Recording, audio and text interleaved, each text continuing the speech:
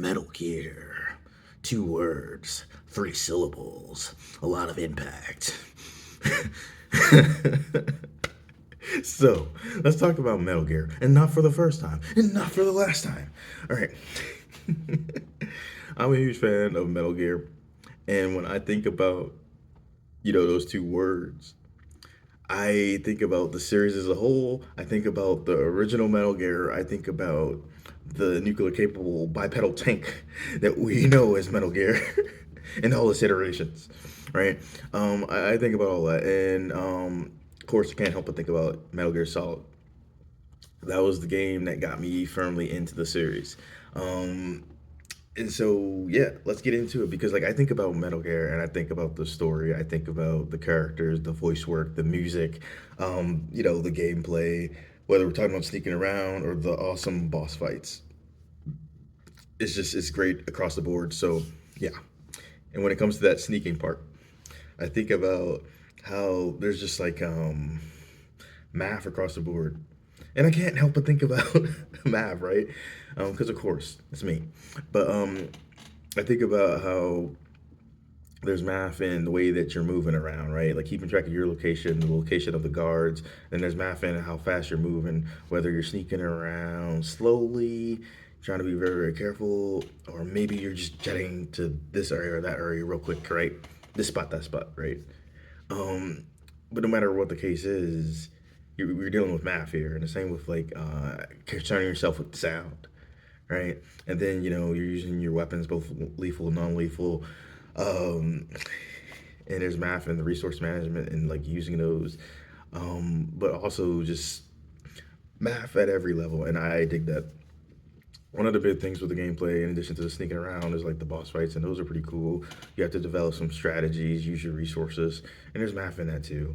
And they don't get taken out as easily as the guards, And Metal Gear has a lot of excellent music, and there's math in that too. Math in the fact that it's sound, and that is something that's inherently mathematical, as is its properties. But also with music, it's sound used very deliberately. Sound to make you feel. Sound to convey something about a scene or a character.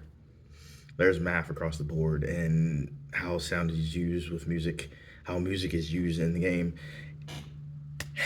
It's amazing, and I dig it. And then you have like so many wonderful characters, and I feel like with a lot of Metal Gear bosses, not all of them, but a lot of Metal Gear bosses, they have something that you can connect to. Something where it's like, okay, they're not fully villainous, like they're absolutely doing horrific things, but like there's usually some greater motivation behind it, right? Um, and again, it's not all of them. Some are straight up evil, in ways where it's like, okay, I see your greater motivation, and it's not good. So I guess like when I say greater motivation, I should be clear about that. But I guess it's just like you can see the motivation, whether it's someone who's like a more stereotypical villain or someone more complex. And when you look at their greater motivations, some of them is like they're not unrelatable, right? So in any case, you have a lot of wonderful characters, great gameplay, that's consistent, right? There's kind of a formula to it to a degree that continued to grow over time. Like you start with the basics from Metal Gear, and you just kind of build from there, right? Each game adding something to that formula, something to that equation, and I dig it. I dig it hard, and also just with Metal Gear. Um, in addition to all the things I mentioned or I'm going to mention, it's just like it's important in my life because I hear Metal Gear and I think of a franchise that it came across in my life at a time where I was exploring different games and going through a lot of things, right? So for a little background, uh, I wanted a PS2. I could not afford a PS2. But I could afford a PS1 at the time, and my old one was busted. So I ended up making a call to get that instead of waiting longer to get PS2 games because, like, with a lot of the PS2 games, right, it's like I could not really afford them either. So it's like, um, I wanted to wait on that while I guess I wanted something before going for that bigger prize, so to speak, right? So I got my PS1 and I decided to explore games that I didn't get to really explore growing up because I played a lot of games, you know, up until that point. But it's like the range, it was just that right time to expand, right? And when it comes to Metal Gear Solid, right? I knew a lot of people who had played Metal Gear Solid 2, right?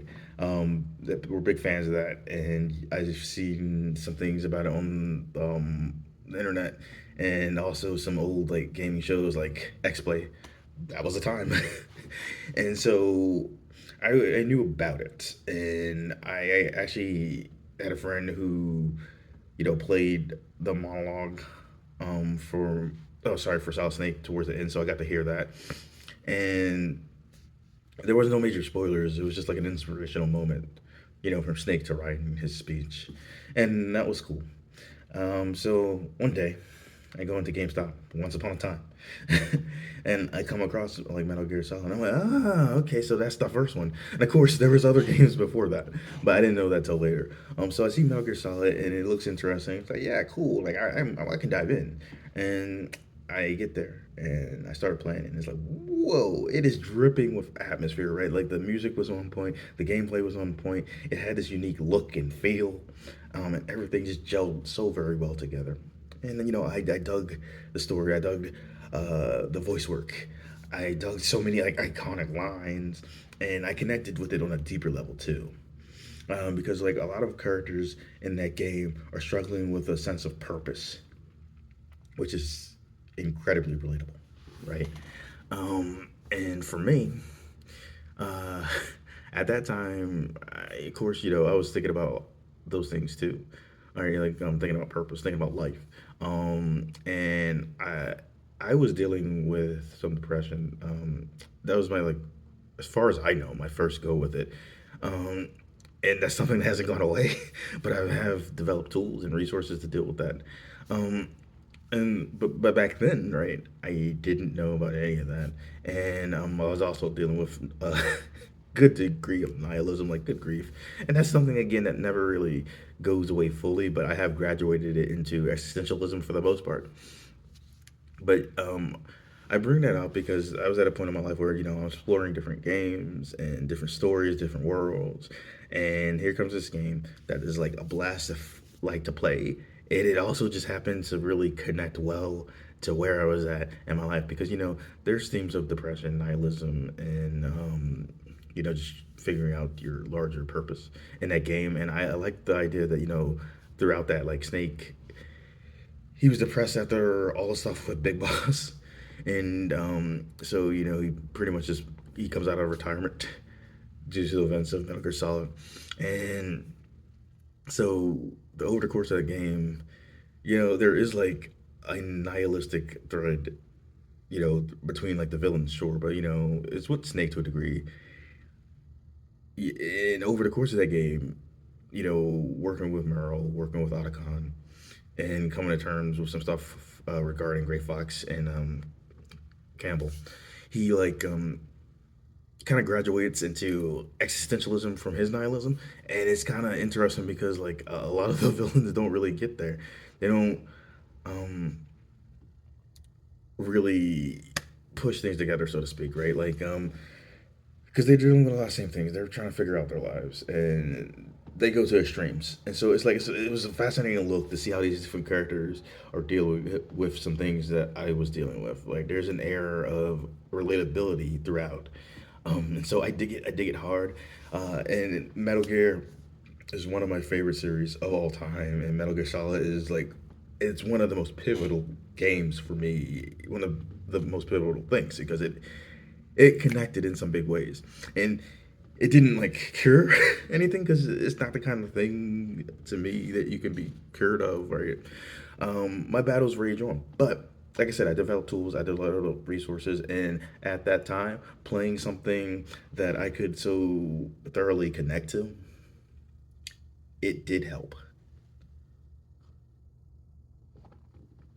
It was nice, you know, because I feel like I was able to talk about some things here and there, but not anywhere near to the degree that I can talk about them now, or I'm willing to. Because you know it's like I kept a lot to myself, right? I would have a lot of conversations about a lot of things, and again, like I would open up periodically, but it's like a lot of it I kept to myself. Um, yeah, and even when I was open about it, it's like the degree, still not as much as I could. And over the years, not only did I develop a comfort in in talking about such things, but also just generally being better at talking about those things in a way that can connect with people. Because I feel like it's not uncommon for a lot of people to deal with depression. It's not uncommon for a lot of people to deal with nihilism. It's not uncommon for people to just try to figure out their purpose. But I like that in Metal Gear Solid we see characters deal with the same thing, and Snake makes the choice at the end of the day to not ignore those themes of nihilism, but like transform that into existentialism, right? Because it's like, hey, maybe we don't have any inherent purpose, and maybe we've been just kind of living in a moment here, but that doesn't mean it has to go on like that forever, right? Say we don't have our own like inherent purpose, right? Like we can create our own purposes, right? We can do that. There's power in that, and living in a moment can be nice, but we have to consider, the future, and we can't forget the past. And I like that that's illustrated nicely. And I think with video games, it's such a great thing because it's an interactive way to practice and build empathy. And so as you're playing through Metal Gear Solid, right? You're playing as Snake.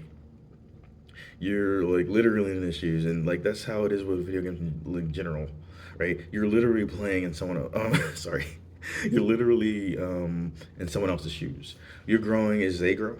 They're growing as you grow, and as an added bonus for me, Snake was going through some things that I could relate to, albeit for different reasons, but nevertheless.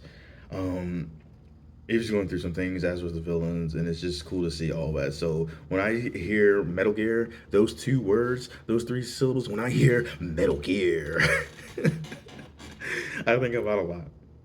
The gameplay, the story, the characters, the voice work, the impact that it's had on my life. So yeah, Metal Gear. Two words, three syllables, a lot of impact.